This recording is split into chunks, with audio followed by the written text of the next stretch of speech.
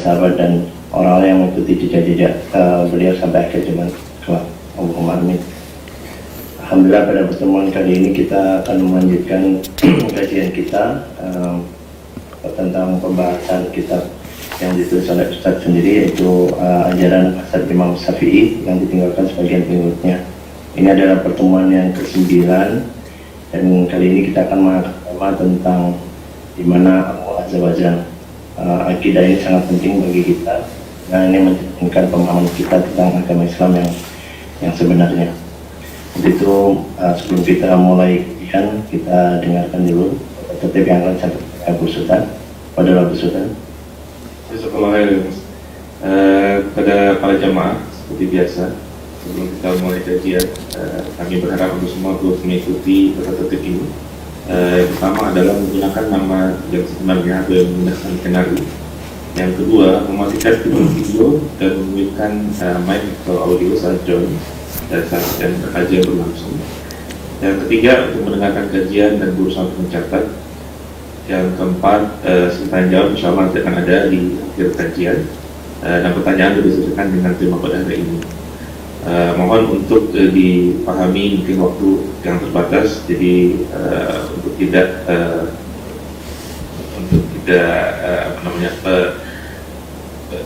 pertanyaan selalu yang tepat dalam pertanyaan sehingga tidak bertele-tele. Yang kelima, dipesan bagi iman kembali untuk membantu video dan audio saat bertanya di sepanjang nanti. Untuk akhwat, kami berharap untuk memberikan chat antum kepada kami melalui kolom chat, sehingga kami nanti akan bacakan kepada Ustaz insyaAllah. Dan yang terakhir adalah menghargai sesama dalam ikut kajian ini dan berharap mendapatkan keridhaan dari Allah SWT, sehingga ilmu ini menjadi barokah dan manfaat bagi kita semua di dunia dan akhirat kelak. Amin, Allahumma amin. Demikian saja maklumat dari kami. Kami kembalikan pada antum. Kalau lagi jazakallah khair. Jazakallah. Alhamdulillah, Ustaz bersama kita. Mungkin untuk mempersingkat waktu, maka kami persilakan Ustaz untuk memulai kajian. Tafadhal maskura Ustaz. Bismillahirrahmanirrahim. Assalamualaikum warahmatullahi wabarakatuh. Alhamdulillahi ala ihsani wa syukru lahu ala taufiqihi wa amtinani. Asyhadu an la ilaha illallah wahdahu la syarika lahu ta'ziman li sya'ni wa asyhadu anna Muhammadan abduhu wa rasuluhu da'ila ridwani. Allahumma salli alaihi wa ala alihi wa ashabihi wa ikhwani. Ikhwan dan akhwat yang dirahmati Allah Subhanahu wa taala, pada kesempatan kali ini kita akan bahas salah satu akidah yang penting dalam pembahasan akidah mengenai Allah di atas langit ya. Dan perkara ini adalah perkara yang sangat banyak dalilnya, sampai disebutkan Ibnu Qayyim ada alfu dalil bal alfani, 1000 dalil atau 2000 dalil, yaitu banyak. Demikian juga didukung dengan dalil-dalil fitrah ya, bahwasanya fitrah manusia mengetahui Tuhan di atas ya, dan juga ijma para ulama. Nanti akan kita sebutkan ya, ijma ulama. Tentunya kita tahu di zaman sekarang ada sebagian dai-dai ya, yang mereka mengaku bermadzhab Syafi'i, yang mereka mengingkari adanya Allah di atas. Bahkan ada yang mengatakan kalau menunjuk saja tidak boleh Allah ditunjuk. Kalau ditunjuk saja berarti Allah berjisim. Kalau Allah berjisim berarti tasbih ya, berarti kufur dan syirik. Sebagian mereka seperti itu. Padahal kalau kita kembali kepada akidahnya para ulama Syafi'iyah ya, mulai dari Al-Imam Syafi'i dan juga ulama Syafi'iyah yang senior, kita dapati bahwasanya mereka menyatakan Allah di atas langit. Bahkan yang menyedihkan juga bahwasanya mereka ya mengaku bermadzhab Asy'ari ya, ternyata Imam Abdul Hasan Al-Asy'ari juga menyatakan Allah berada di atas langit dalam buku-bukunya, seperti dalam buku Al-Ibanah, kemudian dalam buku Risalah ila Ahli Thaghar, kemudian juga dalam kitabnya Maqalatul Islamin. Bahkan beliau menukilinlah pendapat Ahlul Hadis, pendapat Ahlus Sunnah, bahwasanya Allah berada di atas ya. Justru menafsirkan Allah istawa alal arsh, ditafsirkan dengan istaula, Allah menguasai arsh, bukan di atas arsh, itu adalah pendapat dari Mu'tazilah sebagaimana dinukil oleh Abu Hasan Al-Asy'ari rahimahullahu taala. Jadi ini perkara yang cukup aneh menurut saya ya. Artinya dalil banyak, ijma sudah ada ya. Kemudian pendapat ulama Syafi'i mutaqaddimin ya, pendapat ulama Asy'ariyah mutaqaddimin atau yang terdahulu, semua menyatakan Allah di atas. muncul mungkin ulama Syafi'iyah belakangan atau Asy'ariyah belakangan yang terpengaruh dengan bid'ah filsafat ya, bid'ah filsafat atau pengaruh filsafat Yunani ya, ilmu kalam, sehingga akhirnya terpengaruh dan mengatakan Allah tidak di atas dengan logika mereka tidak bisa menerima kalau Allah di atas. Dan ini benar-benar terpengaruh dengan filsafat Yunani. Insyaallah saya nanti ada kajian khusus tentang silsilah firqah-firqah. Kalau saya sudah selesai dari akidah wasithiyah, insyaallah saya akan bahas tentang firqah-firqah, dan di antara yang pertama akan saya bahas adalah mengenai filsafat Yunani, bagaimana pengaruhnya terhadap Mu'tazilah dan pengaruhnya terhadap Asy'ariyah biidznillah taala. Tapi intinya inilah akidah Ahlussunnah wal Jamaah, dan ini terlalu banyak dan ini juga ijma' ulama dan juga mayoritas ulama Syafi'iyah mutaqaddimin mengatakan demikian. Sekarang saya akan menukil perkataan ulama Syafi'iyah tentang Allah di atas. Di antaranya Al-Baihaqi rahimahullahu taala, beliau adalah ulama besar mazhab Syafi'iyah ya, yang wafat pada tahun 458 Hijriyah ya. Beliau berkata, akhbarana Muhammad bin Abdullah al-Hafiz qala hadhihi nuskhatul kitab alladhi amlahu Syekh Abu Bakar Ahmad bin Ishaq bin Ayyub fi madhhab ahli sunnah fima jara baina Muhammad bin Ishaq bin Khuzaimah wa bain ashabi fa dzakaraha wa dzakara fiha. Telah mengabarkan kepada kami Muhammad bin Abdullah al-Hafiz, ia berkata inilah nuskh kitab yang didiktekan oleh Syekh Abu Bakar Ahmad bin Ayyub tentang madhab ahli sunnah, tentang apa yang terjadi antara Muhammad bin Ishaq bin Khuzaimah dengan para sahabatnya. Kemudian dia menyebutkan di antaranya Ar-Rahmanu 'alal arsy istawa bila kaif. Bahwasanya di antara akidah Ahlussunnah adalah Ar-Rahmanu 'alal arsy istawa bila kaif. Allah beristiwa di atas arsy bila kaif, jangan tanya bagaimananya. Ya Allah di atas sudah selesai. Anda mengerti makna istawa di atas, tidak perlu Anda tanya bagaimananya ya. Enggak perlu Anda tanya bagaimananya karena tidak ada yang tahu. Ini sering kita sampaikan bahwasanya karena untuk mengetahui bagaimananya Allah di atas beristiwa di atas arsy, maka harus tahu Allah seperti apa, harus tahu juga arsy seperti apa. Harus tahu juga arsy seperti apa. Dan ini penting ikhwan dan akhwat yang rahmatillah subhanahu wa taala. Kalimat istawa ya, maknanya adalah ala, sebagaimana dinukil oleh Imam Bukhari dari sebagian salaf, maksudnya ala atau wartafa, di atas. Istawa alal arsy, beristiwa di atas arsy. Jangankan Allah, antara makhluk satu dengan makhluk yang lain saja berbeda ya. Seperti Allah berfirman tentang bagaimana orang beristiwa di atas hewan, litastawu ala zuhurihi, sebagaimana agar kalian bisa beristiwa di atas tunggangan tersebut. Maka kita bisa bayangkan bagaimana manusia beristiwa di atas kudanya atau di atas ontanya. Allah sebutkan litastawu, agar kalian berada istiwa, yaitu bisa berada di atas onta kalian ya. Kita bisa bayangkan karena kita tahu manusia seperti apa dan kita tahu bentuk onta seperti apa. Beda lagi Allah sebutkan dalam Al-Quran tentang bagaimana Nabi Nuh beristiwa di atas kapal. Fa idza stawaita anta wa man ma'aka 'alal fulki faqul alhamdulillahilladzi najjana minal qaumidz zalimin. Jika engkau sudah beristiwa di atas kapal wahai Nuh bersama orang-orang yang bersamamu, maka ucapkanlah segala puji bagi Allah yang telah menyelamatkan kami dari orang-orang zalim. Ini yang kedua. Sekarang istiwanya Nabi Nuh dengan kapal. Kita tahu bentuk kapal dari kayu. Nabi Nuh dan orang-orang beristiwa. Beristiwanya bisa berdiri, bisa duduk, ya yang penting sudah di atas kapal. Kita tahu bagaimananya karena kapal datar, Nabi Nuh manusia, kita ngerti ya. Beda lagi. Jadi beda dengan yang pertama. Yang pertama istiwanya manusia di atas hewan, beda. Biasanya begini ya. Istiwanya Nabi Nuh di atas kapal beda lagi. Beda lagi tatkala kapal di atas gunung. Allah mengatakan wastawat 'alal judi. Kemudian kapalnya Nabi Nuh beristiwa di atas gunung Judi ya. Lain lagi tentunya. Istiwanya seperti apa, tapi semuanya mengandung makna di atas. Atas dan tenang di atas tersebut. Ya, atas dan menetap di situ. Itulah namanya istiwa secara bahasa, di atas. Dan Allah gunakan dalam Al-Qur'an dalam beberapa ayat dengan 3 model, antara manusia dengan hewan, manusia di istawa di atas hewan, antara manusia di atas kapal, kemudian di antara kapal di atas gunung. Dan ini semua berbeda, tidak ada yang sama antara kaifiyah yang satu dengan kaifiyah yang lain. Nah, tapi semuanya mengandung makna yang sama, di atas. Kita bisa mau di atas. Entah bagaimananya tergantung siapa di atas, siapa di bawah. Maka akan menimbulkan kaifiyah tertentu. Tetapi 3 ini kaifiyahnya masing-masing berbeda-beda, padahal mereka semua makhluk. Padahal mereka semuanya makhluk. Kesamaannya apa? Kesamaannya sama-sama makna di atas. Demikian ketika kita mengatakan Ar-Rahmanu 'alal 'arsy istawa, Allah beristiwa di atas arsy, ya sudah, kita nggak tahu. Kita nggak tahu arsy seperti apa, kita nggak tahu Allah seperti apa. Sudah selesai. Tapi kita tahu maknanya di atas. Maknanya di atas.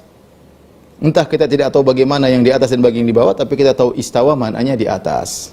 Istawa maknanya di atas. Makanya disebutkan Ar-Rahmanu 'alal 'arsy istawa, Ar-Rahman 'alal 'arsy istawa. Bila kaif, Ar-Rahman beristiwa di atas arsy bila kaif, dan tidak ada bagaimananya. Ini mengingatkan kita bagaimana ketika Imam Malik ditanya oleh seorang, dia mengatakan Ar-Rahmanu 'alal 'arsy istawa. Ya Imam Malik, Ar-Rahman 'alal 'arsy istawa kita sudah ngerti maknanya. Fa kaifa istawa? Kalau begitu bagaimana cara istiwanya? Maka Imam Malik sampai berkeringat, sampai marah. Imam Malik kemudian berkata, al-istiwa'u maklum, bahwasanya istiwa maklum, diketahui maknanya, yaitu di atas. Istiwa ala, ya, istiwa ala kita sudah tahu maknanya di atas. Wal kaifu majhul, dan bagaimana tidak ada yang tahu, majhul. Wal imanu bihi wajib, ya. Dan beriman terhadap istiwa adalah wajib. Maka dia pun, Imam Malik pun menyuruh untuk mengusir orang ini. Dan ini kaidah yang digunakan oleh Imam Malik, kaidah yang luar biasa, bahwasanya ini berlaku pada seluruh sifat-sifat Allah. Sifat-sifat Allah kita paham maknanya, tapi bagaimananya kita tidak tahu. Kita tidak tahu, tapi maknanya kita paham. Maknanya kita paham. Ketika dibilang istawa, kita ngerti, di atas. Oleh karenanya tidak benar kemudian sebagian orang mengatakan bahwasanya salaf dahulu mereka mufawwidhah, mereka enggak ngerti makna istawa. Itu tidak benar. Oleh karenanya Imam Bukhari menukil dari sebagian salaf, kalau tidak salah Abu Ali atau yang lainnya, menafsirkan istawa maknanya ala. Jadi suatu yang mafhum, diketahui maknanya. Diketahui maknanya, cuma yang tidak diketahui adalah bagaimananya. Kemudian beliau berkata, wal atharu anis salaf mithli hadza katsiratun, dan asar-asar dari salaf yang seperti ini banyak, bahwasanya istiwa, kita menetapkan Allah beristiwa bila kaif, tidak adapun bagaimana tidak ada yang tahu. Wa ala hadhihi at-tariqi yadullu madhhabu Syafi'i. Perhatikan sini, berdasarkan cara seperti ini, jalan metode seperti inilah ditunjukin oleh mazhab Syafi'i radhiyallahu anhu. Imam Syafi'i berpendapat seperti ini, ya, berpendapat menurut metode seperti inilah ditunjukkan oleh mazhabnya Imam Syafi'i. Mazhabnya Imam Syafi'i seperti ini. Wa ilaiha dhahaba Ahmad bin Hanbal, dan demikian juga pendapat Al-Imam Ahmad bin Hanbal, wal Husain bin Al-Fadl Al-Bajali, wa minal mutaakhirin Abu Sulaiman Al-Khattabi, dan di antara ulama belakangan adalah Al-Khattabi. Dan penukilan yang sama juga dinukil oleh pernyataan Imam Baihaqi juga dinukil oleh Ibnu Hajar Al-Asqalani dalam kitabnya Fathul Bari jilid 13 halaman 407. Kemudian juga Imam Syafi'i menukil dari Imam Baihaqi menukil dari Imam Syafi'i tentang persyaratan budak yang ingin dimerdekakan harus beriman. Harus beriman. Imam Syafi'i berdalil dengan hadis Ainullah, hadis Al-Jariyah dalam Sahih Muslim. Ya, karena di hadis ini disahihkan oleh Imam Muslim, disahihkan oleh Al-Baihaqi, disahihkan oleh Imam Syafi'i, dijadikan dalil oleh Imam Syafi'i, kemudian datang orang-orang belakangan mencoba mendhaifkannya. Taib. Kata Imam Syafi'i rahimahullahu taala, wa ahabbu ilayya law imtahanaha bil iqrar bil ba'thi ba'dal maut wa ma asbahahu. Dan lebih disukai olehku, kata Imam Syafi'i, aku lebih menyukai seandainya orang tersebut menguji budak wanitanya dengan masalah hari kiamat, apakah dia mengakui hari kiamat atau tidak setelah kematian, dan perkara-perkara yang semisalnya itu ditanya tentang akidah, diuji, ya. Wa dzakara hadits Muawiyah bin Al-Hakam, kemudian Imam Syafi'i menyebutkan hadis Muawiyah bin Al-Hakam, hadis tentang Ainullah, di mana Allah. Annahu qala li Rasulillah sallallahu alaihi wasallam fil jariyah allati latama wajhaha. Ya. Alayya raqabatun fa'utiquha, yaitu Muawiyah bin Al-Hakam berkata kepada Rasulullah tentang budak wanitanya yang ditampar oleh Muawiyah bin Al-Hakam, apakah aku memerdekakannya wahai Rasulullah? Faqala laha Rasulullah, maka Rasulullah sallam berkata kepada budak wanita tersebut, aina Allah, di mana Allah? Qalat fis sama, maka wanita tersebut berkata di langit. Faqala man ana, saya siapa, kata Rasulullah. Qalat anta Rasulullah, engkau adalah Rasulullah sallallahu alaihi wasallam. Kata Rasulullah sallam, fa'atiqha, kalau gitu bebaskan dia.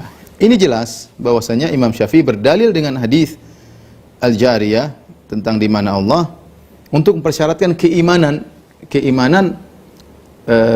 budak yang hendak dimerdekakan. Itu Imam Syafi'i lebih suka budak dimerdekakan harus beriman.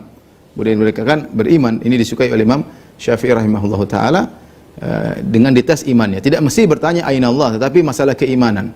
Tapi yang menjadi perhatian kita, Imam Syafi'i berdalil dengan hadis ini untuk mengambil istimbat bahwasanya hendaknya menguji keimanan wanita tersebut atau budak tersebut.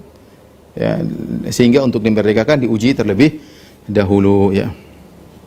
Ini jelas bahwasanya Imam Syafi'i membenarkan hadis tersebut dan menyatakan bahwasanya Allah di ataslah bagian daripada keimanan. Kemudian Al-Baihaqi rahimahullahu taala mengomentari nukilan tersebut, kemudian berkata, "Tsumma makna qaulihi fil kitab man fis sama." Kemudian makna firman Allah dalam Al-Qur'an man fis sama, amintum man fis sama, misalnya, apa kalian merasa aman dari yang di langit? Artinya man fauqas sama, yaitu siapa yang di atas langit. Fi maksudnya fauq. Man fis sama artinya man fauqas sama. Jadi jangan disangka Allah di dalam langit, tidak, tapi fauqas sama, ya. Allah di atas langit, ya.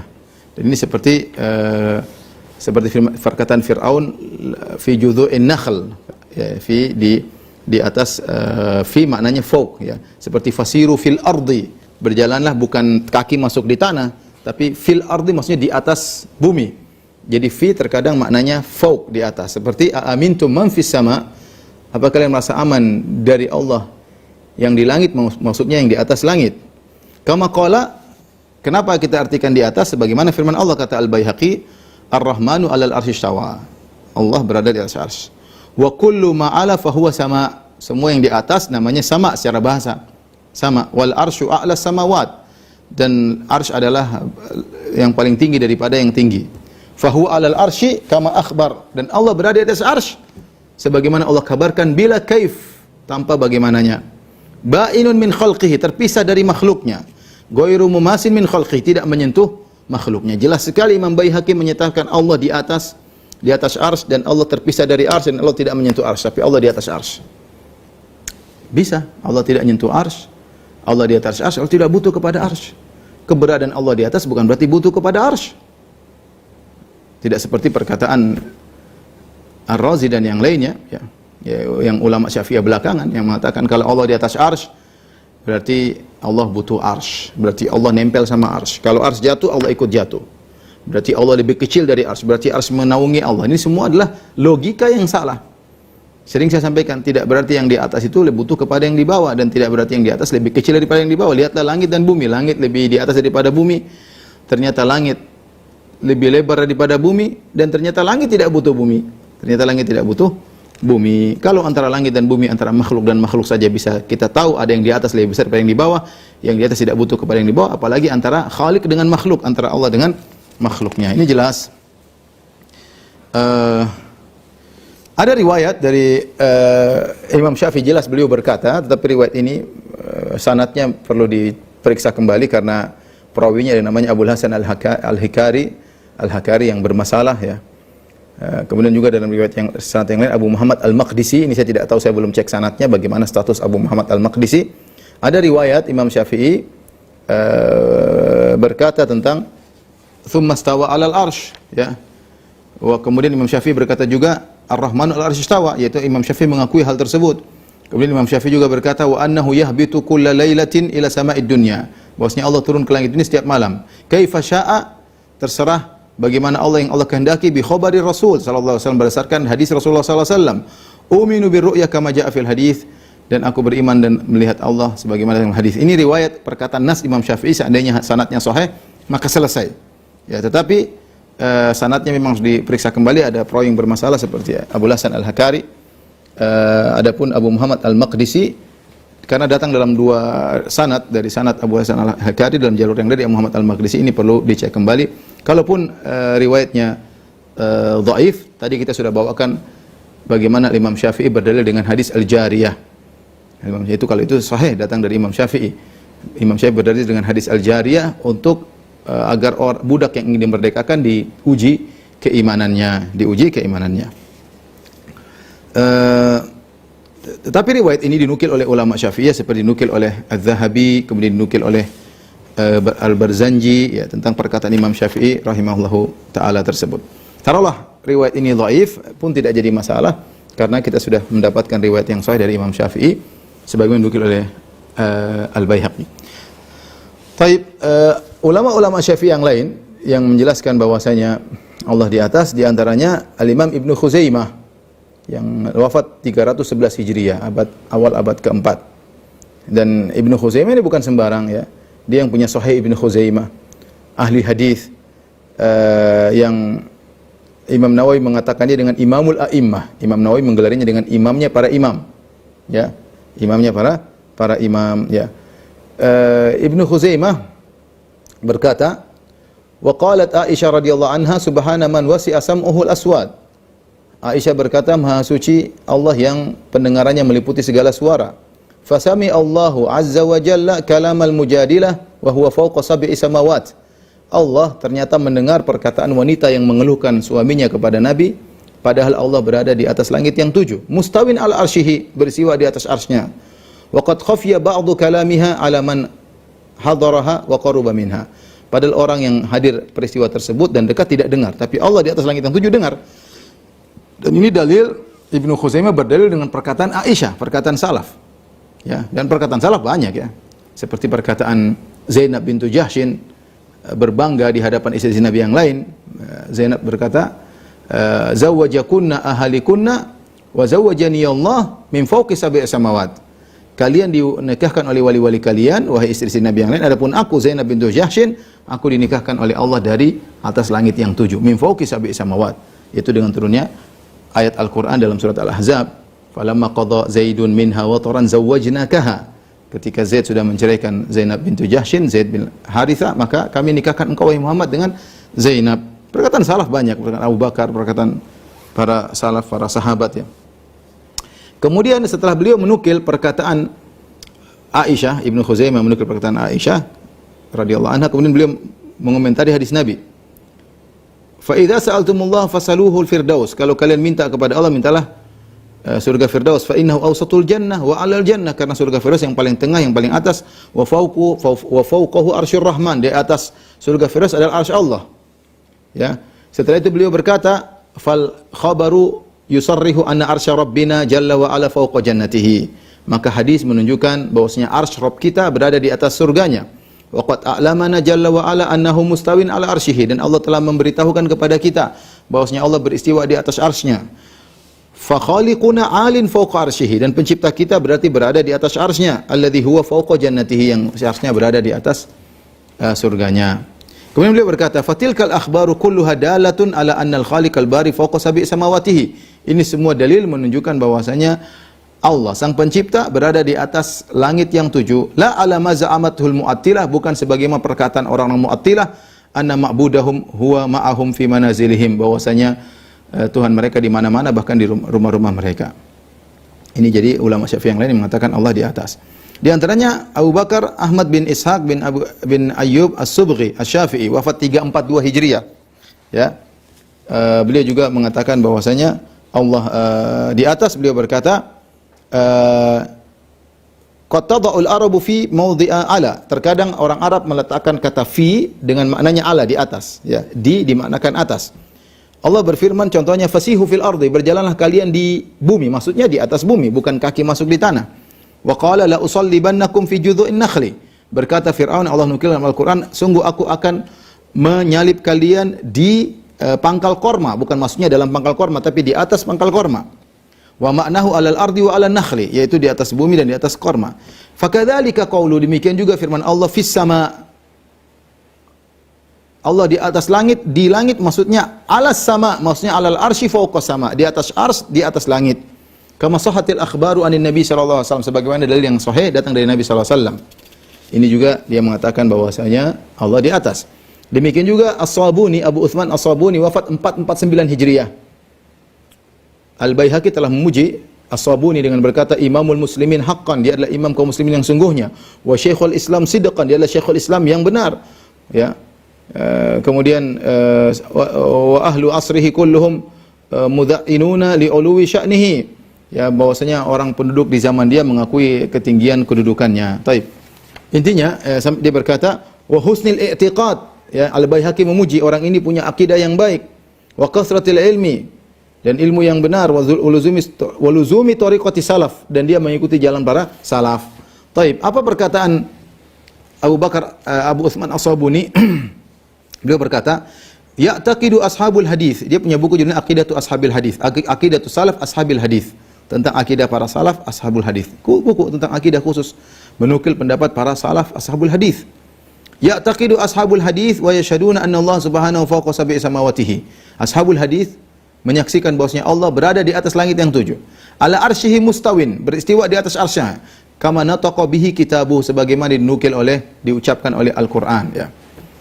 Demikian juga yang berpendapat Allah di atas, katanya Al-Baghawi, ahli tafsir yang masyhur yang wafat 516 Hijriyah, ya. Beliau juga berpendapat bahwasanya Allah di atas. Dalam tafsir beliau berkata, wa awwalatil mu'tazilatu al-istiwa bil istila. Kata beliau, orang-orang Mu'tazilah mentakwil istiwa dengan maknanya istila, menguasai, bukan di atas. Wa amma ahlus sunnah, adapun ahlus sunnah fayaqulun al-istiwa 'alal arsy sifatun lillahi ta'ala bila kaif. Adapun istiwa di atas arsy merupakan sifat Allah, tidak diketahui bagaimananya. Yajibu 'ala rajulil imanu bihi, hendaknya wajib bagi seorang untuk beriman kepadanya. Wa yakilul ilma fihi ila Allah, adapun bagaimananya serahkan ilmunya kepada Allah Subhanahu wa taala. Demikian juga Abul Qasim Ismail Al-Asbahani Asy-Syafi'i, wafat 535 Hijriyah, dalam kitabnya Al-Hujjah fi Bayanil Mahajjah. Fadlun fi bayani annal arsya fawqa samawati wa anna Allah azza wa jalla fawqal arsy. Penjelasan bahwasanya arsy berada di atas langit dan Allah berada di atas arsy. Dan demikianlah para ulama Syafi'iyah, ya. Ada lagi yang lain sampai Ibnu Salah. Orang yang pakar ahli hadis tentu tahu siapa Ibnu Salah. Wafat 643 Hijriyah. Beliau berkata, ya, sebagaimana qasidah sunnah yang dia nukil dari Al-Karhi. Al-Karhi wafat 532 Hijriyah, membuat suatu qasidah atau syair dengan bunyinya, aqidatu ashabil hadithi faqad samad bi arbabi dinillahi asnal maratibi. Akidah para ashabul hadis telah tinggi, ya, mengangkat para ulama di tempat yang martabat yang tinggi. Aqaiduhum annal ilaha bidzatihi ala arsyihi ma ilmihi bil ghawaibi. Akidah mereka ashabul hadis bahwasanya Allah dengan zatnya berada di atas arsy, meskipun zat Allah berada di atas arsy, ma ilmihi bil ghawaib, adapun ilmunya meliputi segala sesuatu termasuk perkara-perkara yang gaib, yang tidak kelihatan semuanya. Jadi meskipun di atas, ilmunya meliputi segala sesuatu. Ibnu Salah kemudian mengomentari hadis tersebut dengan berkata, ini adalah akidah ahlus sunnah ashabul hadis. Jadi inilah, ya, akidah para ulama Syafi'iyah, ya. Saya tidak menukil mazhab yang lain, ya. Saya sedang menukil ulama mazhab Syafi'iyah. Saya tidak mengingkari benar ada ulama-ulama belakangan yang kemudian terpengaruh dengan akidah Mu'tazilah, mengingkari Allah di atas, di antaranya An-Nawawi, ya, dalam kitab-kitabnya, ya. Meskipun ada kitab yang menunjukkan beliau rujuk, Allah alam tentang kebenaran kitab tersebut, ya. Terutama masalah al-harf wa saut, nanti insyaallah mungkin ada pembahasannya. Demikian juga Ibnu Hajar dalam hal ini beliau terpengaruh dan beliau mengingkari Allah di atas, ya. Ibnu Hajar ada tulisan khusus, risalah ilmiah, risalah S3 tentang Ibnu Hajar dengan Asy'ariyah. Jadi Ibnu Hajar ternyata kalau kita teliti tentang akidah beliau dalam kitab Fathul Bari, dalam sebagian kondisi beliau terpengaruh dengan Asy'ariyah, dalam sebagian kondisi beliau membantah Asy'ariyah. Bahkan dalam perkara-perkara yang prinsip beliau membantah Asy'ariyah, seperti dalam masalah dalil a'rad, ya. Dan insyaallah nanti ada penukilan. Jadi yang mengatakan Ibnu Hajar Asy'ari total enggak benar.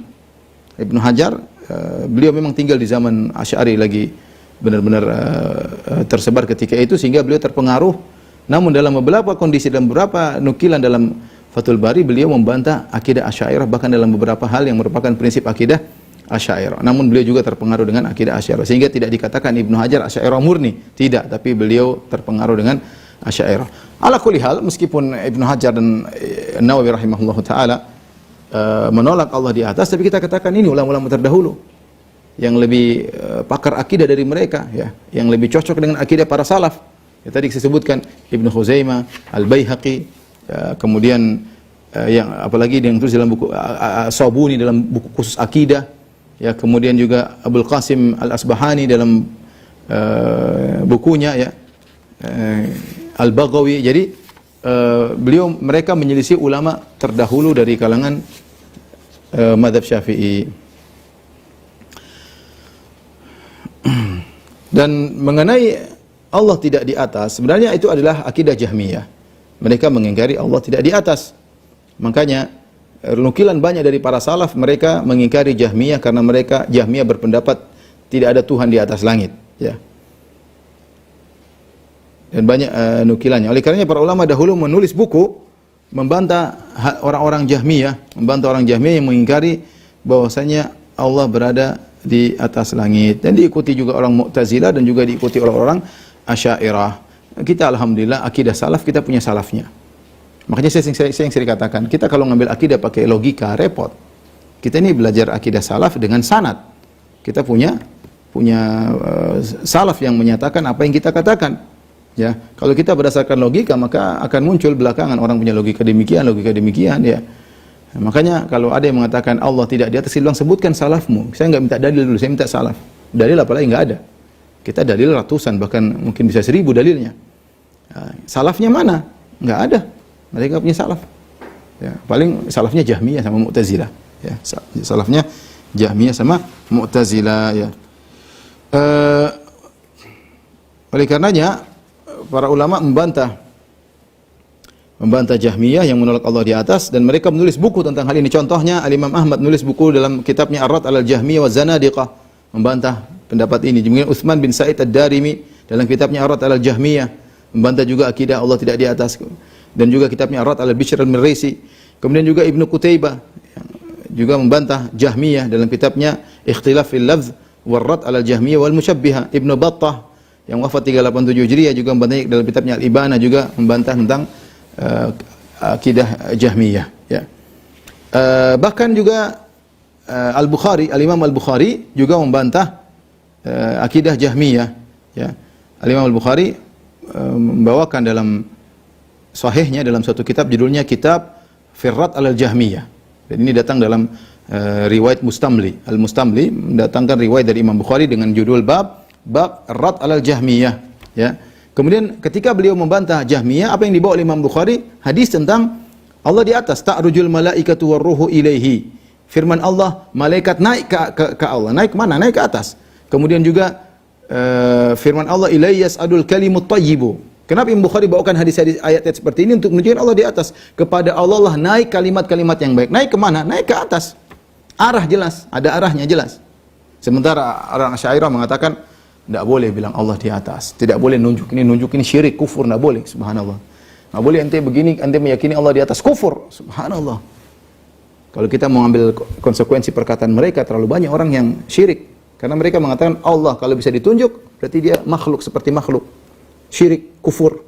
Dan sekarang banyak orang coba berdoa begini. Banyak orang kalau Allah di atas, banyak sekali. Terus mereka semua kufur ya? Jawabannya tidak tentunya ya. Justru mereka yang ngawur, yang mengatakan Allah tidak bisa ditunjuk, itu enggak benar ya. Semua ini semua ikhwan, ini semua karena logika filsafat. Nanti ada saatnya saya bahas ya. Saya bahas kenapa mereka seperti ini, bukan pakai dalil, Pak. Murni otaknya filsafat. Logikanya filsafat. Ada insyaallah saya akan bahas tentang masalah ini. Jadi kemudian Al-Imam Al-Bukhari juga berdalil dengan hadis Ibnu Abbas, balagha Abu Dzarrin ma ba'atsun Nabi sallallahu alaihi wasallam. Kata Ibnu Abbas bahwasanya telah sampai kepada Abu Dzar Al-Ghifari tentang kedatangan Nabi sallallahu alaihi wasallam. Faqala li akhihi, kemudian Abu Dzar berkata kepada saudaranya, "I'lam li ilma hadzal rajul." Carilah tahu tentang lelaki ini, tentang Muhammad. Coba kau cari tahu kabar tentang dia. Alladzi yaz'umu annahu ya'tihi al-khabaru minas sama'. Yang dia menyangka bahwasanya kabar dari langit datang kepadanya. Ya dari Allah Subhanahu wa taala. Ini jelas Imam Bukhari membantah orang yang mengatakan Allah tidak di atas, dengan membawakan ayat-ayat yang menunjukkan Allah di atas dan membawakan hadis yang menunjukkan Allah di atas, ya. Nah, sebagian orang mengatakan Imam Bukhari bermadzhab Syafi'i. Kalau Imam Bukhari bermadzhab Syafi'i, kita bawakan perkataan Imam Bukhari juga berarti termasuk perkataan Imam madzhab Syafi'i. Selesai, semakin memperkuatkan perbuat kita, ya. Oleh karenanya Al-Dzahabi ketika mengomentari pernyataan Imam Bukhari tersebut, ya, Imam Adz-Dzahabi berkata, haditsun akhrajahu al-Bukhari fi kitabih Rad al-Jahmiyah min sahih fi babi qawlihi ilayya yas'alul kalimut tayyib an Ibni Abbas qala balagha Abu Dzar ma ba'atha Nabi sallallahu alaihi wasallam faqala li akhihi ilam li ilma hadha ar-rajul alladhi yaz'umu annahu ya'tihi al-khabaru minas sama'. Ya. Imam Adz-Dzahabi kemudian menyatakan hadis yang diriwayatkan oleh Imam Bukhari dalam kitabnya bantahan terhadap Jahmiyah dalam Sahih Bukharinya tentang bab firman Allah, kepada Allah lah naik kata-kata yang baik. Dari Ibnu Abbas, dari Abu Dzar, beliau berkata kepada saudaranya, carilah tahu tentang kabar lelaki ini itu Muhammad yang menyangka bahwasanya kabar dari langit datang kepadanya. Ya, ini jelas bahwasanya Imam Bukhari membantah yang mengatakan Allah tidak di atas dengan membawakan dalil yang menunjukkan Allah di atas. Imam Abu Daud, tahu yang punya Sunan Abi Daud, juga membuat bab tentang bab Rad al-Jahmiyah, bantahan terhadap Jahmiyah dalam Sunan Abi Daud. Kemudian beliau membawakan hadis tentang Allah di langit, yaitu hadis Abu Hurairah yang ma'ruf, yanzilu rabbuna kulla lailatin ila sama'id dunya. Allah turun ke langit dunia hina yabqa thuluthul lail akhir, tatkala tersisa sepertiga malam yang terakhir. Fa yaqulu man yad'uni fa astajiba lahu. Maka Allah berkata, siapa yang berdoa kepadaku, aku akan kabulkan permohonannya. Man yas'aluni fa utiyahu, barang siapa yang minta kepadaku, aku akan kabulkan permintaannya. Man yastaghfiruni fa aghfir lahu, siapa yang memohon ampun, aku akan ampuni dosanya. Ini jelas ternyata Imam Abu Daud juga membantah orang-orang Jahmiyah dan berdalil dengan hadis yang menunjukkan Allah di atas. Ya. Kemudian juga Ibnu Majah dalam sunannya, Ibnu Majah juga membawa hadis tentang bab yang judulnya perkara-perkara yang diingkari oleh Jahmiyah. Fima angkaratil Jahmiyah, kalau tidak salah begitu bahasa Arabnya ya. Saya tidak nukil Arabnya, tapi intinya perkara-perkara yang diingkari oleh Al-Jahmiyah. Ya. Imam Tirmidzi juga membantah dalam sunannya, membantah Jahmiyah. Ya. Imam Tirmidzi, Abu Isa Tirmidzi bahkan menukil pendapat para salaf tentang masalah Allah turun ke langit dunia. Dia bantah Jahmiyah di situ. Ya, dia bantah dalam nukilan dalam Sunan Tirmidzi. Ya. Demikian juga At-Tabrani dalam kitabnya Al-Mu'jamul Kabir berkata bab tentang penjelasan kafirnya Al-Jahmiyah yang sah terhadap melihat Allah pada hari kiamat. Ya, orang Jahmiyah menolak Allah bisa dilihat karena Allah di atas, dilihat di atas mereka, sementara mereka mengatakan Allah tidak di atas, sehingga mereka menolak Allah dilihat sebagaimana Mu'tazilah juga. Ini dibantah oleh At-Tabrani. Ya. Jadi yang bantah sudah banyak para ulama salaf. Adapun Ibn Taimiyah, Ibnu Qayyim belakangan abad ke-8. Muhammad bin Abdul Wahhab, ulama-ulama belakangan itu belakang sudah dibantah sejak awal mazhab Jahmiyah ini. Dibantah oleh para salaf ya. Abad kedua sudah dibantah, abad ketiga sudah dibantah, abad keempat sudah dibantah. Para ulama belakangan hanya sekedar mengikuti para salaf dalam bantah Jahmiyah. Jadi sudah jelas bagi kita bahwasanya mazhab Syafi'i secara umum mengatakan bahwasanya Allah di atas, adapun yang belakangan memang mengingkari. Tapi kita bilang yang benar adalah ulama Syafi'i yang terdahulu, apalagi sesuai dengan perkataan para ulama salaf, apalagi didukung dengan dalil yang sangat banyak. Tapi kita sebutkan dalil-dalil yang menunjukkan Allah di atas ya. Yang pertama, dalil fitrah jelas bahwasanya semua orang mengatakan Allah di atas. Ini sering saya sampaikan dalam kajian saya. Tidak ada orang mengatakan kita serahkan kepada yang tidak bisa ditunjuk, enggak ada. Kalau ada masalah mereka bilang kita serahkan kepada yang di atas. Kalau yang di atas sudah mentakdirkan mau bagaimana lagi? Orang-orang awam mengatakan demikian. Orang awam yang pernah ngaji juga mengatakan demikian. Kalau yang atas sudah menggariskan mau diapain? Sampai mereka tunjuk ke atas. Begitu fitrah mereka seperti itu. Ya, tidak ada yang mengatakan kita serahkan kepada yang di mana-mana. Enggak ada. Kita serahkan kepada yang tidak di atas, tidak di bawah, tidak di depan, tidak di belakang, tidak di kanan, di kiri. Enggak ada yang mengatakan demikian, enggak ada. Kalau ada ustadz bilang begitu, kita serahkan urusan kita seluruhnya kepada yang tidak di atas, tidak di bawah, tidak di kanan, tidak di kiri. Ustadz, ente waras. Orang pasti heran ada ustadz ngomong begitu. Tapi kalau ustadz itu mengatakan kita serahkan kepada yang di atas, ada yang menyelisih? Tidak ada, benar memang. Bayangkan, ada ustadz, saya aja antum menghayalnya. Jadi ada ustadz datang, kemudian dia menghadapi persoalan yang rumit, dia mengatakan, sudah kita serahkan kepada yang di atas, sambil nunjuk ke atas. Kira-kira ada yang bilang dia aneh? Kira-kira ada yang bilang dia kufur? Tidak ada. Orang awam semua mengatakan, ya, enggak ada, sesuatu yang tidak aneh, biasa. Tapi coba ustadz itu, dia menjelaskan akidah Asy'ariynya, terus dia mengatakan, kita serahkan kepada yang tidak di atas, tidak di bawah, tidak di kanan, tidak di kiri, tidak di dalam alam, tidak di luar alam. Kira-kira orang bilang apa? Ustadz ini ngomong apa ini? Kenapa menyelisih fitrah mereka? Ini fitrah nggak bisa diotak-atik, mau pakai dalil, pakai apa? Ya. Maka mereka bagaimanapun berusaha menolak dalil Allah di atas. Fitrah mereka tetap ketika mau berdoa tetap ke atas. Tetap serahkan kepada ke atas. Ya, ini fitrah. Ya, belum lagi kalau kita bicara dalil. Dalil sangat banyak. Kata Ibnu Qayyim, alfa dalilin bal alfani, 1000 dalil atau 2000 dalil. Saya sebutkan sebagian saja. Seperti Allah berfirman, yakhafuna rabbahum min fawqihim. Para malaikat takut kepada Rabb mereka yang berada di atas mereka. Min fawqihim itu berada dari atas mereka, ya. Dan ini sudah sangat jelas bahwasanya kalau ada kalimat min fawq berarti arah dari atas. Dari atas. Beda kalau saya mengatakan adz-dzahabu fawqal fiddah. Emas di atas perak.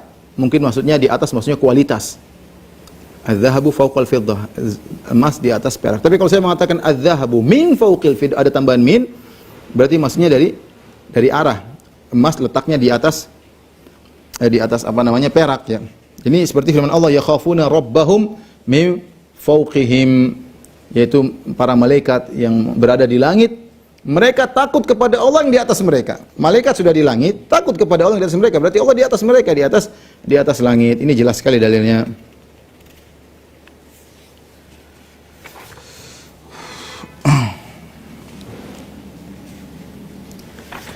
Kemudian dalil yang lain, dan ini seperti dalam Al-Quran banyak. Min fawq artinya di atas. Kenapa? Karena para mereka yang menolak Allah di atas, mereka ketika kita bawakan wa huwal qahiru fawqa ibadi, dialah Allah yang maha kuasa di fawqa ibadi, atas hamba-hambanya. Kata mereka fawq di sini maksudnya bukan arah, bukan posisi, tapi di atas maksudnya kualitas. Kualitas Allah lebih tinggi daripada kualitas makhluknya. Taib. Mungkin bisa diartikan ini, tapi kalau ada min sebelumnya itu enggak mungkin kecuali maknanya arah. Bahwasanya Allah di atas dari sisi posisi, bukan dari kualitas. Karena dalam bahasa Arab min fawq tidak mungkin diartikan dengan kualitas. Karena ada min. Makanya dalam Al-Qur'an juga ada ayat-ayat semisal itu. Contohnya seperti dalam surat An-Nahl 26, fakharra alaihim as-saqafu min fawqihim. Maka atap pun jatuh min fawqihim, dari atas mereka, ada min. Jadi min fawq artinya atap jatuh menimpa mereka, di atas mereka. Kemudian juga seperti dalam firman Allah surat Al-Ankabut ayat 55, yauma yakhshahumul adzabu min fawqihim, ketika azab meliputi mereka dari atas mereka, min fawq. Enggak bisa ditakwil. Wa min tahti arjulim, dan juga azab dari bawah kaki mereka. Jelas enggak bisa kita katakan fawq di sini adalah kualitas, benar-benar posisi. Demikian juga ketika Allah berbicara tentang azab kepada para penghuni neraka, Allah mengatakan lahum min fawqihim dhulalun minan nar. Bahwasanya lapisan-lapisan api min fawqihim, dari atas mereka. Wa min tahtihim dhulal, dan juga dari bawah mereka. Kumpulan-kumpulan lapisan-lapisan api mengepung mereka dari atas, dari bawah. Sini kalimat min fawq, semua ulama bahasa sepakat artinya dari atas, maksudnya dari sisi posisi. Makanya ketika Allah berfirman tentang malaikat, yakhafuna rabbahum min fawqihim. Malaikat yang di langit takut kepada Rabb mereka, min fawqihim, dari atas mereka, berarti Allah posisinya di atas para malaikat. Dalil yang lain bahwasanya Allah di atas, seperti Allah mengatakan kalimat kata al-uruj atau su'ud, yang artinya naik. Kata Allah Subhanahu wa taala, ta'rujul malaikatu warruhu ilaihi. Malaikat, para malaikat dan Jibril naik kepada Allah.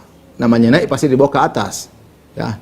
Bahasa apapun, bahasa Jawa, bahasa Bugis, bahasa Londo, namanya naik itu dari bawah ke atas. Di sini Allah mengatakan malaikat, para malaikat dan Jibril naik ke Allah. Jelas berarti ke atas. Ya. Kemudian juga dalam hadis, ya, itu dalam ayat, dalam hadis sama, ilaihi yas'adul kalimut thayyibu.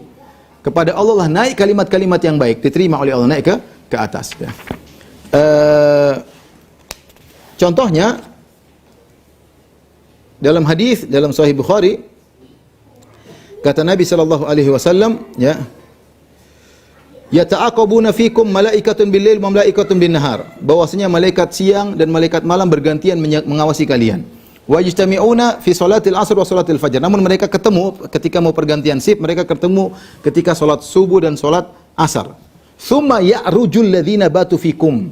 Maka yang tadi malam bermalam kepada kalian malaikat ya'ruju, naik kepada Allah Subhanahu wa taala, naik. Kemudian laporan. Allah berkata, kaifa taraktum ibadi? Bagaimana kalian tinggalkan hamba-hambaku?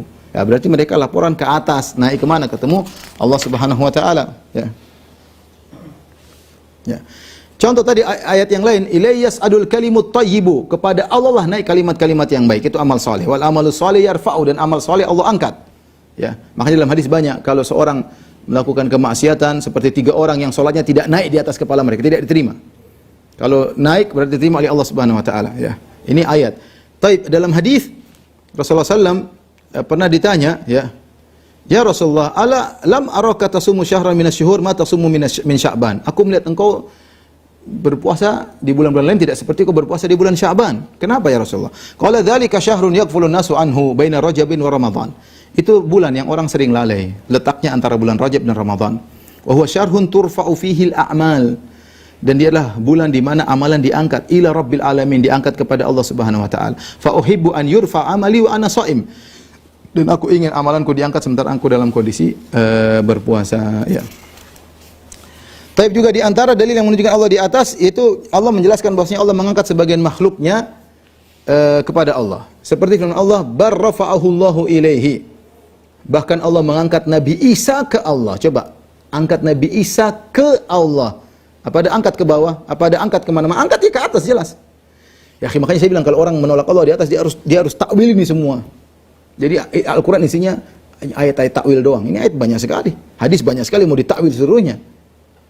Apa Nabi nggak bisa ngomong lebih fasih daripada ini? Apakah Allah tidak bisa ngomong lebih fasih kalau ternyata Allah tidak di atas? Kenapa Allah bikin teka-teki seperti ini? Ya. Jelas sekali, ini mau ditakwil lagi.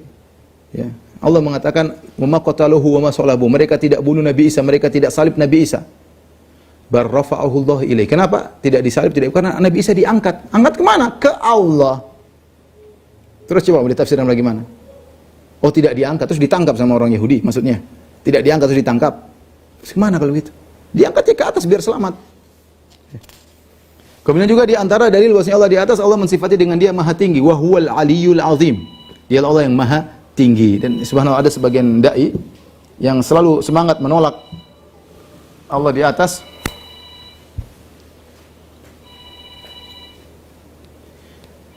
Kemudian ketika dia menafsirkan tentang surat di ayat kursi terakhir, wa huwal aliyul azim, tangannya ke atas, wa huwal aliyul azim. Sebenarnya saya lihat sendiri. Ya. Dan dialah Allah yang Maha Tinggi dan Maha Agung, ya. Karena dia beda antara tinggi dan agung. Mereka biasanya kalau ada kalimat Allah Maha Tinggi, mereka tafsirkan dengan tinggi kualitas. Tinggi kualitas maksudnya Allah Maha Agung. Tapi ini Allah gabungkan, wa huwal aliyul azim. Sekarang ali mau Maha Tinggi, mau ditafsirkan apa? Kalau tinggi kualitas sudah diwakili dengan azim, Maha Agung. Wa huwal ali diantaranya ketinggian zat Allah. Dan buktinya ketika dia menafsirkan ayat kursi, dia mengatakan wa huwal aliyul azim, itu di atas. Allah Maha Tinggi dan Maha Agung, ya. Dan di antara nama Allah adalah Al-Ali, Maha Tinggi. Contoh lagi dalil bahwasanya Allah di atas adalah Allah menjelaskan bahwasanya Al-Quran turun dari Allah. Tanzilul kitabi, Al-Quran turun minallah, dari Allah. Ya, turun dari atas ke bawah, berarti Allah di atas. Tanzilum minar rahmanir rahim, Al-Quran turun dari Allah yang Maha Pengampun lagi Maha Penyayang. Tanzilum min hakimin hamid, Al-Quran itu turun dari Allah yang Maha Bijak dan Maha terpuji, ya.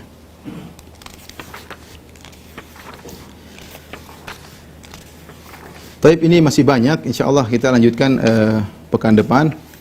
Mudah-mudahan kita bisa selesaikan, dan sambil kita, kalau ada kesempatan kita akan menjelaskan syubhat-syubhat yang beredar berkaitan tentang Allah di atas. Karena permasalahan sebenarnya permasalahan sepele, tapi sebenarnya dia penting. Dia penting, dan saya katakan tadi yang membuat mereka menolak Allah di atas tidak lain hanyalah filsafat Yunani. Nanti saya ada punya pengajian khusus tentang masalah ini insyaallah setelah akidah wasithiyah, insyaallah taala akan saya jelaskan bagaimana keterkaitan filsafat Yunani sampai mereka akhirnya mengatakan Tuhan punya syarat. Syarat Tuhan itu tidak boleh ditunjuk.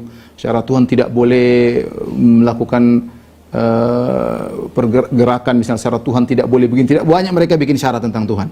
Ya, yang semua itu dari filsafat akidah Yunani. Baik, demikian kalau ada yang bertanya saya persilahkan. Wallahu ta'ala alam bisawab.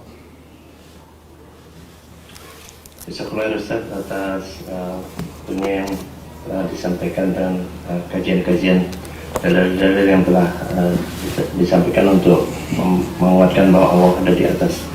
Ada beberapa pertanyaan, tapi ada satu yang raise hand. Silakan, ya. Bisa dipersilakan dulu dari Aki Kelvin.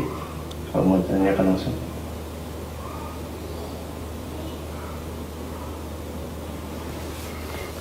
Bismillahirrahmanirrahim. Jazakallah khair Ustaz atas ilmunya, cukup jelas sekali. Anda ingin bertanya Ustaz, tadi ada perkataan mengenai fauqa arsh dan alal arsh. Apakah itu ada perbedaannya Ustaz? Ya, fauqa dimaknakan dengan di atas. Sebagaimana tadi kita tafsirkan penafsiran sebagian ulama Syafi'iyah, mereka mengatakan fauq berarti di atas ya, sama. Ini di bahasa Arab ada fauq, ada ala, maknanya di atas ya. Jadi fi juga fis sama, maksudnya di atas langit ya. Orang Arab demikian, terkadang sebagian huruf menggantikan posisi huruf yang lain. Jadi mereka sebutkan bahwasanya Allah di atas arsy, ba'inun an makhlukatihi, Allah terpisah dari makhluknya di atas arsy. Jadi maknanya sama, di atas. Wallahu a'lam bishawab. Pertanyaan dari Zoom dari Hidayana. Assalamualaikum Ustaz. Sejak kapan pemahaman istiwa dipahami selainnya seperti istaula, sebagaimana dalam surat Yunus ayat 3, sumastawa alal ars yudabbirul amr, dan pengertian yang tepat apakah kursi Allah, apakah ilmu ars, atau yang dimana Ustaz? Adapun berkaitan kapan pemahaman tersebut muncul, sudah muncul sejak dahulu, karena Abul Hasan mengatakan Mu'tazilah mentafsirkan istawa dengan istaula, dan Abul Hasan dia wafat sekitar awal abad keempat. Jadi ini pemahaman sudah lama. Jadi awalnya Jahmiyah menolak Allah di atas, kemudian diikuti oleh Mu'tazilah. Tapi yang mentenarkan mazhab Jahmiyah adalah Mu'tazilah. Makanya Mu'tazilah dalam beberapa pemahaman seperti Jahmiyah, di antaranya dalam masalah sifat mereka seperti Jahmiyah secara umum ya. Di antaranya mereka menolak Allah di atas, sehingga mereka harus mentakwil ayat-ayat yang berkaitan Allah di atas seperti istiwa, mereka tafsirkan dengan istila, atau istawa mereka tafsirkan dengan istaula. Jadi sudah ada sejak zaman dahulu, sebagaimana dinukil oleh Abul Hasan al-Asy'ari dalam kitabnya Maqalatul Islamiyyin, dan juga dalam kitabnya Al-Ibanah, bahwasanya yang mengatakan Allah istawa dengan istaula adalah Mu'tazilah ya. Adapun bahasan kursi, wallahu alam, saya belum ini lagi, mungkin kesempatan lain saya harus membahas lagi ya. Baik, pertanyaan yang lain. Ini ada pertanyaan yang sering kita dengar dan mungkin bisa dijelaskan kembali Ustaz. Apakah ars itu termasuk makhluk Allah, dan bagaimana definisi makhluk Allah? Apakah hanya untuk yang bernyawa atau yang bagaimana Ustaz? Enggak, semua selain Allah makhluk. Rabbul alamin, semua alamin selain Allah semuanya makhluk. Allah dulu sendirian, kemudian Allah ciptakan makhluk. Jelas ars makhluk Allah. Semua selain Allah adalah apa? Makhluk. Makhluk itu dari tidak ada menjadi ada. Dari tidak ada menjadi ada. Berbeda dengan pendapatnya orang-orang ahli filsafat seperti Ibnu Sina dan Farabi dan yang lain yang mengatakan bahwasanya makhluk itu qadim, makhluk itu bersamaan di zaman azali bersama Allah. Ini dibantah oleh para ulama. Yang benar Allah dahulu azali sendiri, kemudian Allah menciptakan makhluk dari tidak ada menjadi ada ya. Termasuk di antaranya adalah arsy ya. Semua selain Allah adalah makhluk. Ada pertanyaan berikutnya, mungkin tinggal 2 atau 3. Abu Sultan mungkin bisa silakan yang berikutnya. Ya, ini ada pertanyaan dari saudara Muhammad Ali. Sepertinya beliau ingin bertanya langsung sendiri. Silakan. Kepada saudara Muhammad Ali, dipersilakan.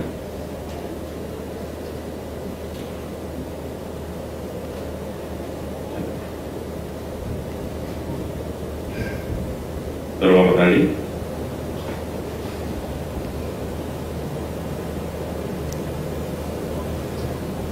Yang lain kalau enggak ada. Saudara Muhammad Ali, silakan. Ya, bismillah Ustaz. Ya, saya ingin bertanya pertanyaan.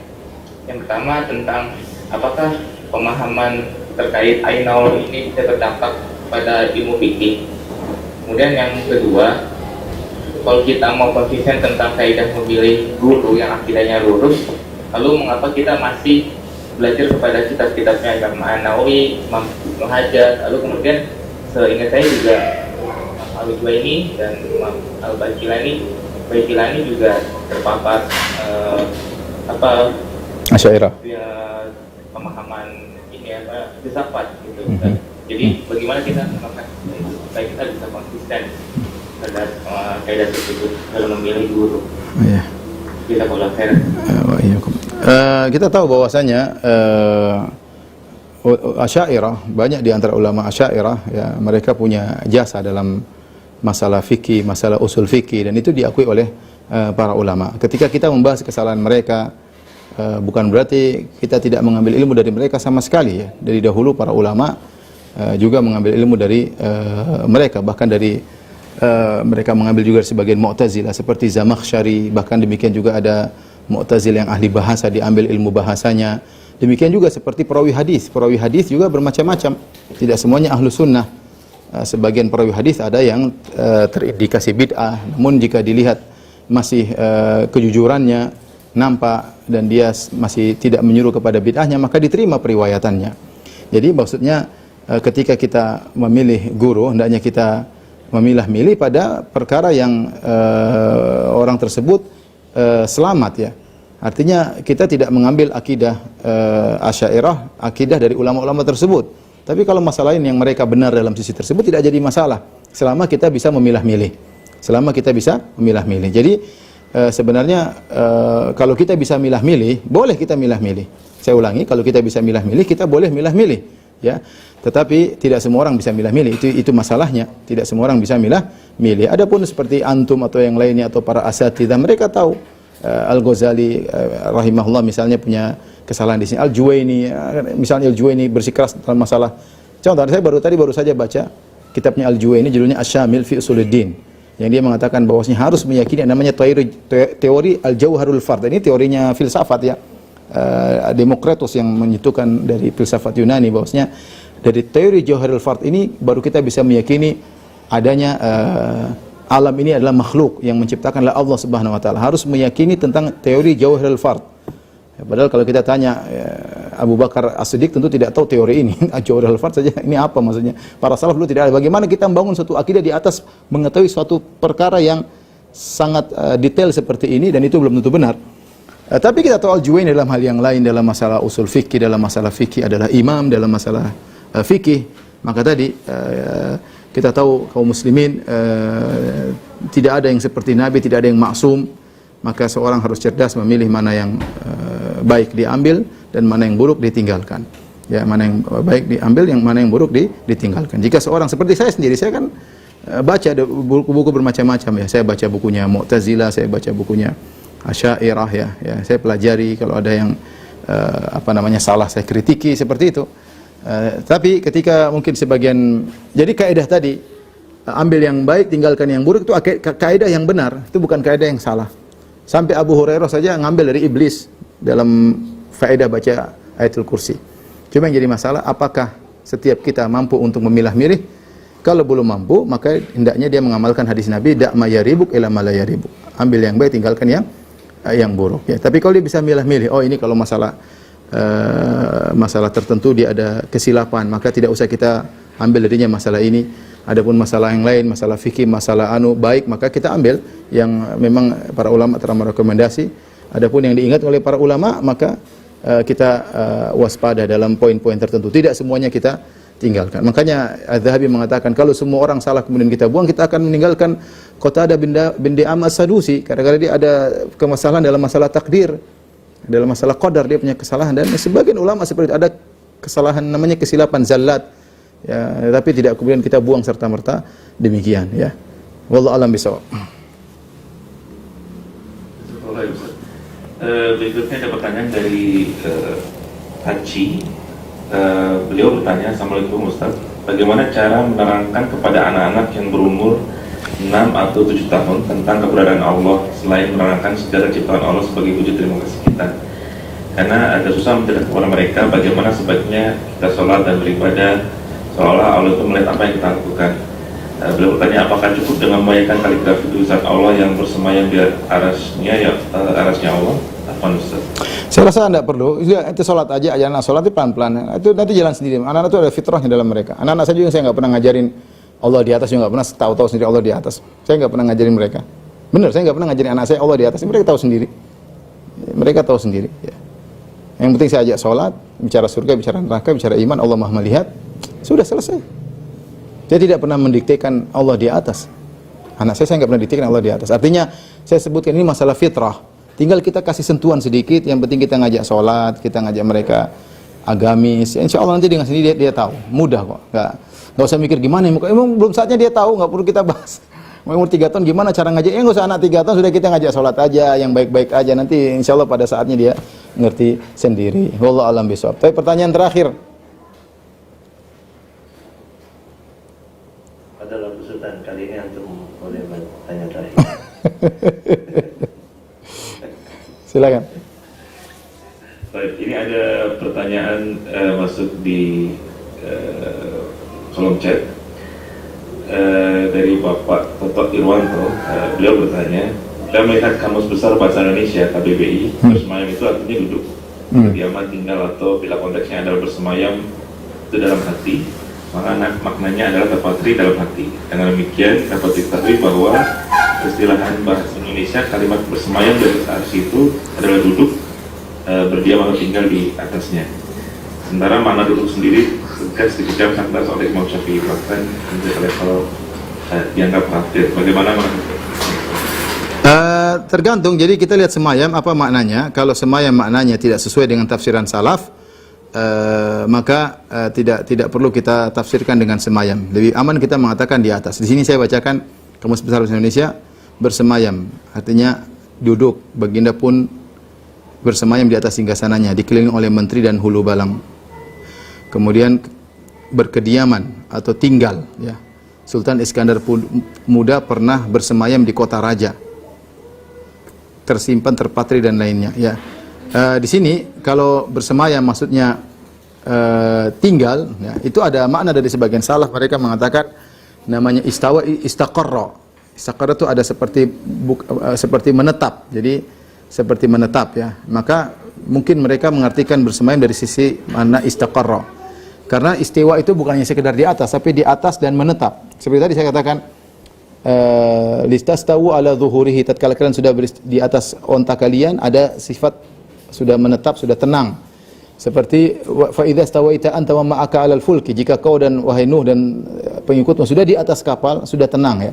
Seperti wastawat alal judi, kapal tersebut pun tenang di atas gunung, bukan sekedar di atas tapi dia sudah menetap.